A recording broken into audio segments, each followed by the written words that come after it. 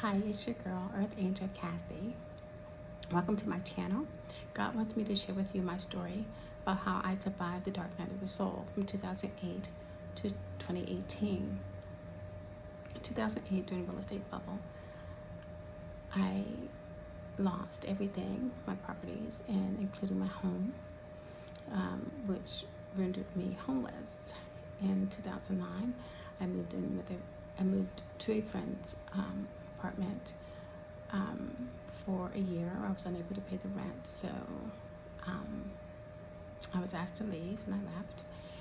And I went to a sibling's apartment. She had a two-bedroom apartment, but she also had a daughter. So the couch was uncomfortable, so I ended up making a pallet on the floor, and that's what I did. I went from floor to table to eat. That was my rhythm during the day, during the night rather. And I would leave during the day, go to the library or a hotel lobby or wherever I could set up my computer, because the homeless had laptops and computers, which was a new thing for the homeless. I mean, if you didn't look too closely, you'd think they were business people. So that's what I did.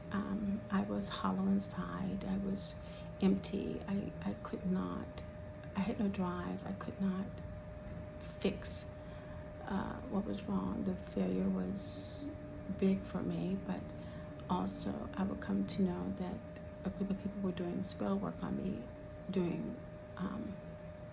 for many years, and that was also keeping me stuck.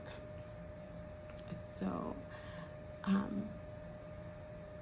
my sister then asked me to leave after 2 years, and I packed my backpack and I left on good terms. I just left and thanked her for allowing me to stay there, and I didn't know where I was going, so I took the bus to a park where I sat on the bench, and I contacted a virtual friend.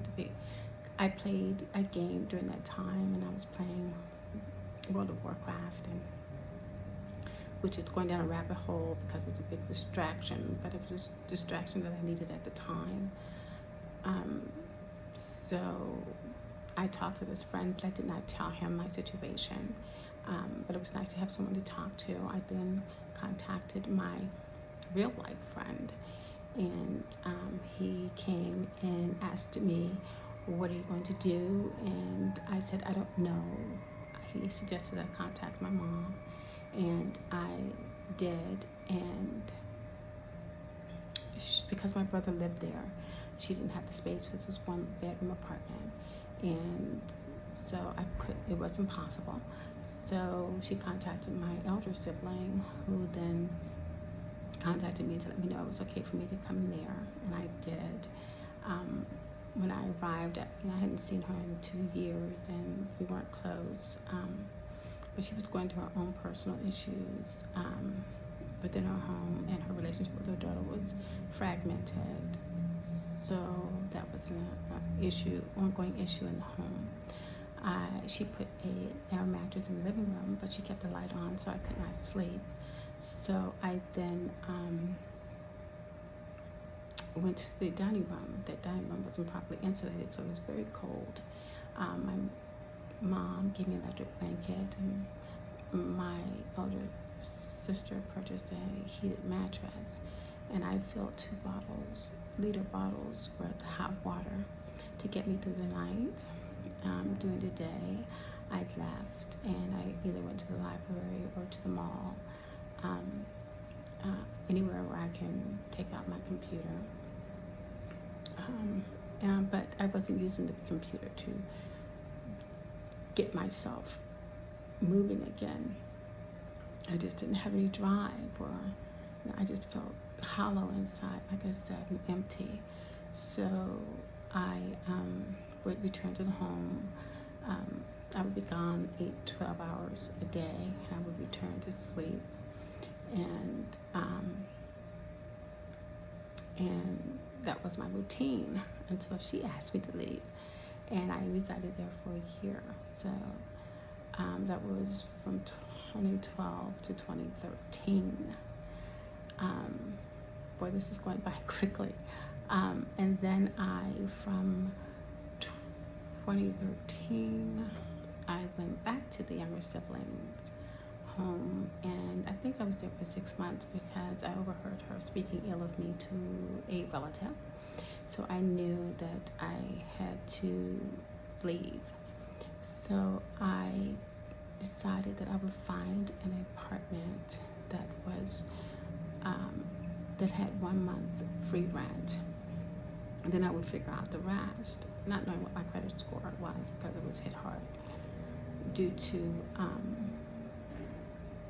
the foreclosure. So I took my chances and I found an apartment with 1 month free rent in a little urban community where people did not speak much English. So I went there and held my breath while she ran my credit. And she said that all was, congratulations that I got the apartment. So I was excited about that. So I moved in. The apartment that I moved into was not the one she showed me. She said it was a model and it looked exactly like the model. When I arrived, it didn't have a fresh coat of paint and there was a roach problem in the kitchen. So I had to have those issues addressed, but they refused to paint the walls. But I had purchased an air mattress and I just had a few clothes with me. My furniture was in storage, not really furniture, just items. And I was not taking them out because I knew that this was a temporary situation because I didn't have a job. So I knew I would have to figure out what to do or try to seek employment. And, but I got the apartment. I had 30 days to figure it out. And so I began going to the Starbucks, which was close by. Starbucks was like home. It reminded me of, I don't know, the life I had before. I mean, the smell of coffee, the wood paneling. I'm a jazz lover, so we played a lot of jazz. So I felt comfortable. And so I spent a lot of time at the Starbucks. Again, on my laptop, I did apply for some positions and I did not get them. But I did try to merchant credit card machines. Provide the service to small businesses in the area, but I couldn't get a hit. I would come close, but nothing would happen there, and I felt defeated. Also, they tried to do a temp situation, but they ran me through a lot of rigmarole. So, I was not of the mindset that I could take on any challenges that challenged me or caused obstacles because I was already feeling defeated. So I just didn't have the stomach for it. So I had to figure out how I was going to get next month's rent. So then I took out a loan. I should have took out a large loan, or a medium loan, or more than I did. I took out a loan just for the rent for that month. And so that's what I did. So I got another 30 days. I sold items from my storage for food, and I did have some credit cards that I try not to use. So I did not stay at the apartment much. I left most of the time because I think, it sounded like somebody was always trying to come in. I think different people had keys to that apartment. Sometimes, and I would say, hey, and they would say, I'm sorry, and leave. So I don't know. So I didn't feel comfortable being there throughout the day. I would, just sleep there and leave. during the day.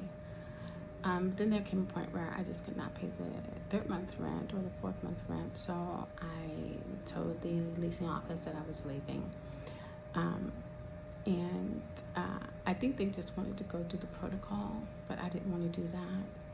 Protocol meaning, the eviction process, and I didn't want to do that, so I left.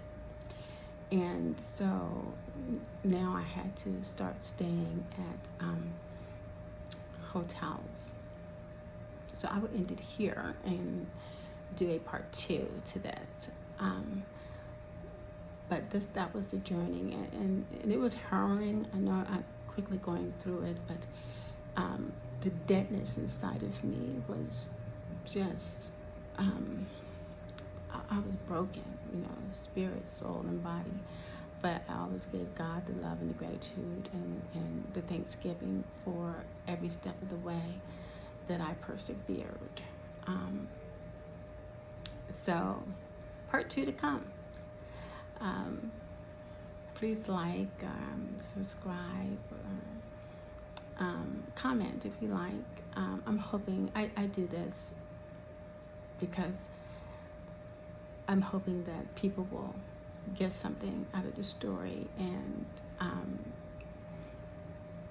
the goal is to show you how I persevered and how I became triumphant and victorious after having gone through such a harrowing time in my life.